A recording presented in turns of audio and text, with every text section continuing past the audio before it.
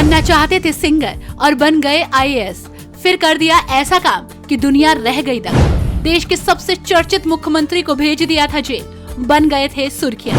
पिता आईएएस बनने के लिए मोटिवेट करते रहे, लेकिन वो सिर्फ एक अच्छा छात्र बनना चाहता था। आज भी रखते हैं संगीत का शौक, सोशल मीडिया पर वायरल है कई म्यूजिक एल्बम। उनके पिता उन्हें आईएएस या पीसीएस की तैयारी के लिए मोटिवेट करते थे, लेकिन हरिओम केवल एक अच्छा स्टूडेंट बनने की कोशिश करता रहा। घर वाले खूब जिरह करते रहे कि पढ़ लो, लेकिन उन्होंने संगीत का शौक नहीं छोड़ा।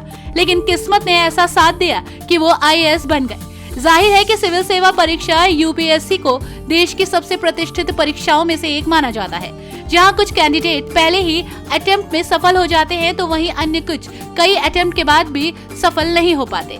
हालांकि प्रोफेशन के साथ साथ एक हॉबी को बनाए रखना किसी चुनौती से कम नहीं है, वो भी तब जब उन पर प्रशासनिक कामों का बोझ हो। यूपी कैडर के आईएएस अधिकारी डॉक्टर हरिओम की भी कुछ ऐसी ही कहानी है, लेकिन यूपीएससी जैसी कठिन परीक्षा पास करने वालों के लिए ये चुनौती छोटी साबित हुई।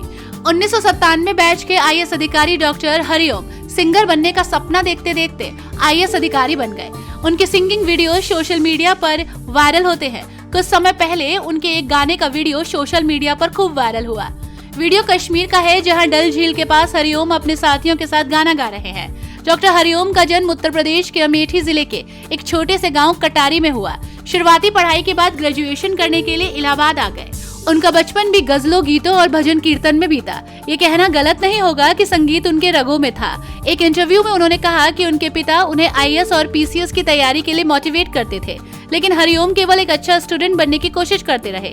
उनके टीचर्स का कहना था कि वो एक होनहार स्टूडेंट है और सिविल सेवा परीक्षाओं को क्रैक करने की क्षमता रखते हैं। जब हरिओम इलाहाबाद यूनिवर्सिटी में पढ़ने गए तो वहाँ के माहौल का उन पर बहुत असर पड़ा। उनके ज्यादातर साथी आईएएस और पीसीएस की बातें किया करते थे, तभी उन्होंने सिविल सेवा परीक्षा की तैयारी करने का फैसला किया। ग्रेजुएशन की पढ़ाई पूरी करने के बाद 1992 में हरिओम जेएनयू आ गए, जहाँ के स्टूडेंट आईएएस के बारे में ज्यादा सीरियस थे। उन्होंने समझाया कि दिल्ली में होने के कारण परीक्षा के लिए जरूरी सभी गाइडेंस यहाँ प्राप्त की जा सकती है। यही वो समय था जब डॉक्टर हरिओम ने यूपीएससी एग्जाम देने का फैसला किया। उन्होंने यूपीएससी क्लियर किया और 1997 में आईएएस के लिए चुन लिए गए। अब हम आपको उस घटना के बारे में बताते हैं जिसने डॉक्टर हरिओम को चर्चा का विषय बना दिया। बात 2007 की है, जब आईएएस डॉक्टर हरिओम गोरखपुर के डीएम थे और योगी आदित्यनाथ गोरखपुर के सांसद।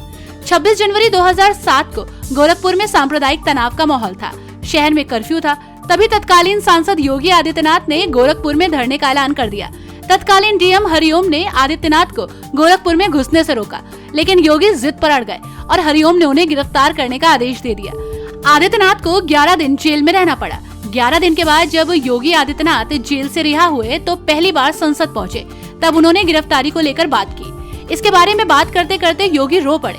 हालांकि गिरफ्तारी के 24 घंटे बाद ही आईएएस डॉक्टर हरिओम को सस्पेंड कर दिया गया। योगी जब यूपी के मुख्यमंत्री बने तो उन्होंने दरिया दिल दिखाते हुए आईएएस अधिकारी हरिओम को उत्तर प्रदेश सरकार में बड़ी जिम्मेदारी दे दी।